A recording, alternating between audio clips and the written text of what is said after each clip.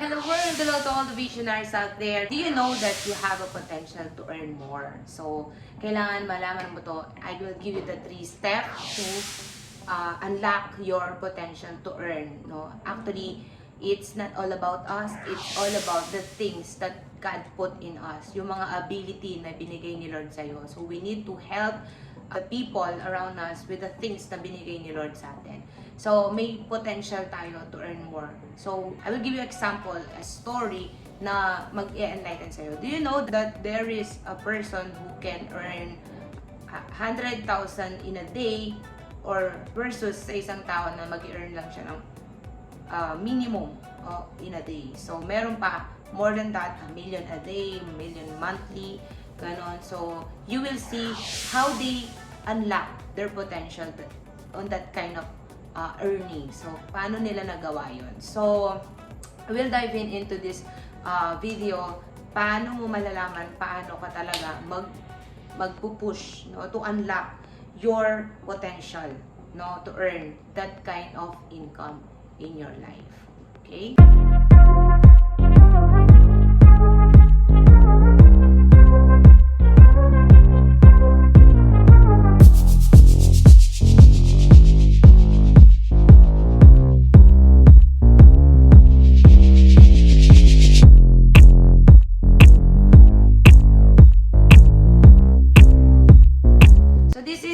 Our word of God today, Philippians chapter 2 verse 3 to 4. Do nothing from selfish ambition or conceit, but in humility count others more significant than yourselves.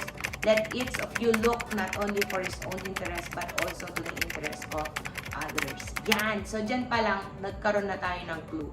Do nothing from selfish ambition. You want to earn because you want that. No. The reality, makikita mo habang tinitingnan mo yung mga needs and solving the problems of the people, doon na mag-i-start na mangyayari yung mga value dun sa life mo. So, I see a lot of people na dahil they give value to the people, no, dun sila lalong pinagpapala ni Lord. So, what are those things na isi-share ko ngayong gabi na to? How to unlock your earning potential. So, many people or many gurus na maraming mga business people or guru in the social media, they are teaching us, no, how to charge our worth. So, charge natin yung worth. Anong ginawa mo, ilang oras mo siyang ginawa, anong talaga yung mga effort na ginawa mo so that you can charge a lot. So, merong mga ganong mga guru nagtuturo. And then, merong mga tinuturo din nila that you need to be average of your competitor kasi pag masyado ka mababa, baka hindi ka mabenta. Pag masyado nang mataas, hindi ka mabenta. That are the gurus taught us, no, about pricing our service, online course, or anything product that you have. So, number 3, you need to add gazillion hours of videos to justify your rate. So, maraming content and that is not true. Kahit marami kang content, kung wala naman silang value to the people and to the right people na hindi mo talaga sila masisell o hindi mo talaga makikita yung earning potential mo to those teachings. So, I will give you the exact 3 things that can help you to unlock your earning potential. So, number 1 is know exactly what you're bringing to the table. Ano ba talaga yung pwede mong itulong? Ano ba talaga yung mga itutulong mo sa mga tao na magiging kliyente mo? So, what exactly your service or your product do to them? So, kailangan maintindihan mo yun. Number 1, for me, my product, the Purpose Accelerator program is do your higher calling because sabi nga, walang hihigit sa yung kaluluwa. So, when you are doing the things for God, walang hihigit sa kaluluwa ng mga tao. So, you need to prioritize the higher calling, the things that we need to do for God. Diba? Ibibigay nila Lord, if we will seek Him first, His kingdom and His righteousness, all these things will be added unto us. So, ano yung mga transformation mo? Example for me, the Purpose Accelerator program helps you to have the income that you need, of course, kasi gusto mo maging available sa mga gawain para lalong lumalim yung kaunawaan mo and you are able to be equipped para lalo kang gamitin ng Lord sa mga kaluluwang nangangailangan kay Jesus. So I am promising that outcome because I've already experienced it.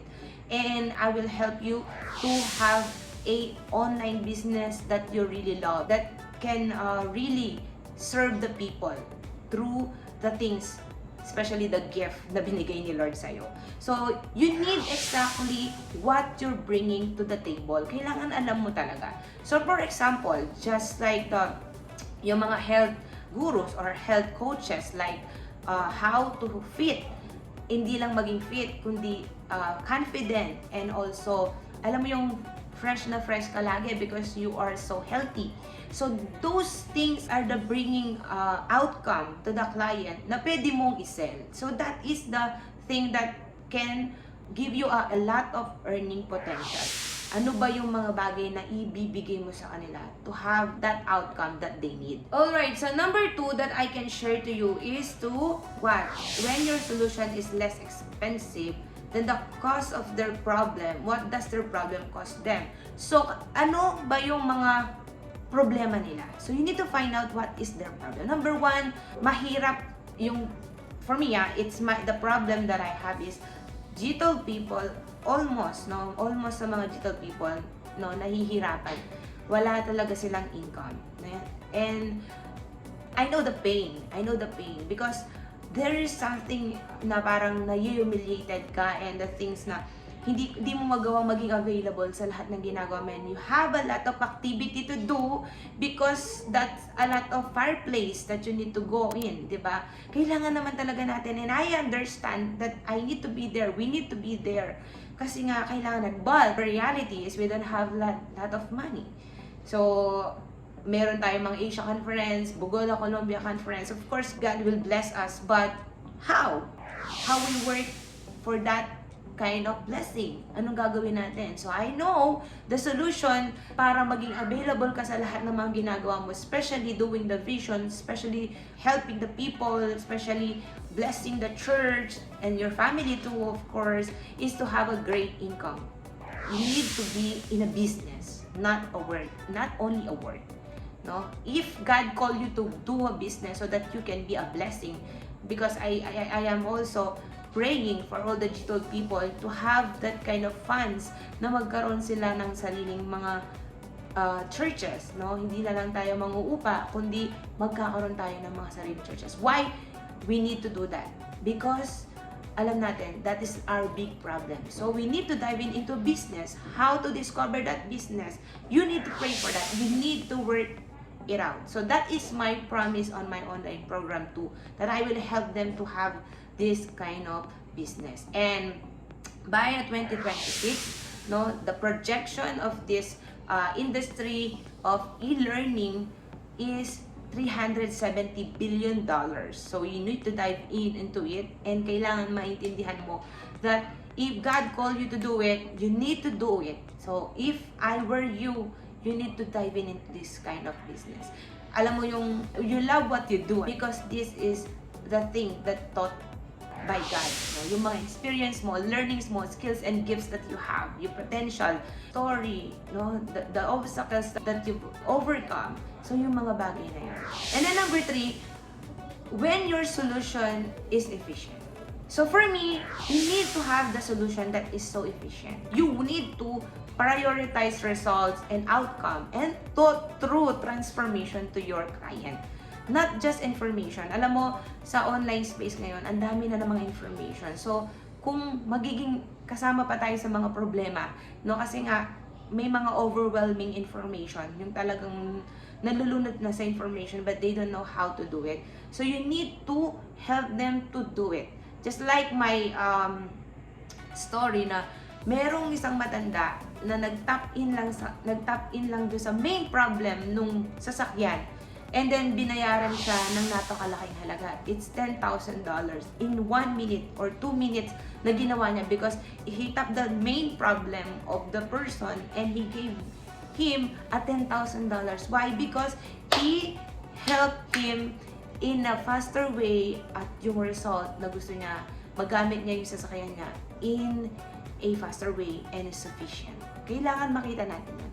For me, I am helping my client to have the result at least 1 to 2 months na talagang magkaroon sila ng earning potential and having their own business even though they have no experience, they don't have no techie things, but I will help them in their journey to establish that business and help them to unlock that kind of earning to their lives. Yung potential na yun na ibinigay ni Lord. So, that is my learning in my life na nakita ko, I just need to see my earning potential and help those people who need me most. So, kaya yung program ko, I make that premium price because I do believe yung outcome na matutulong ko sa mga tao na yun, it costs him a lot. Stress, financial, spiritual. Number one is the spiritual things. And the stress and the worries of life, of this life. So, I know I can help those people who will work with me. So, that is the thing na kailangan makita mo, that when you are do things to unlock your potential, you need to learn this thing. You need to know what you can offer, what you can solve, what the problem that you're solving. And we need to know your solution, no, is less expensive dun sa mga problem nila. And then number 3, you need to be efficient. Help them to get the result already.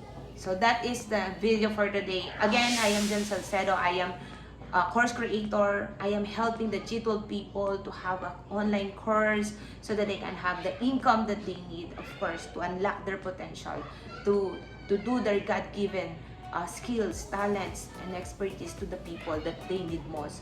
And of course, yes, you can join my community na tinawag kong G12 Purposeful Business because I do believe we need to do purposeful business to accelerate our purpose, to accelerate our purpose for the glory of God. Again, this is Jhem Salcedo. I hope this video helps you a lot, and I pray and I declare that you will take the leap, take the faith, and do it for the glory of God. God bless. Okay, so I have a free ebook, no, yung Purposeful Business. So if you want to build your business, online or physical man yan, so I have a free ebook for you. So you can download it. I will put the link on the description. So it's all totally free for you. So grab it because it's all for you.